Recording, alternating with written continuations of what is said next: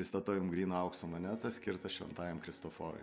Seniausi Vilniaus atspaudų tyrimai patvirtina, kad juose pavaizduotas šventasis Kristoforas, rankose laikantis kūdikėlį Jėzų, o dešinėje rankoje laikančias lazdą su dvigubu kryžiumi.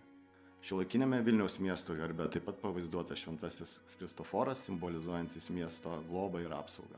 Legenda byloja, kad šventasis Kristoforas buvęs aukštas, gyvenęs per upės ir per ją ant rankų perneždavęs žmonės. Vienąsyk mažas berniukas paprašė jį perkelti per upę. Benešant berniuką jis pasidarė toks sunkus, kad Kristoforas išsigando, kad jie abudu paskęs. Ir tada berniukas pasakė, kad jis yra Jėzus ir neša visą pasaulio sunkumus.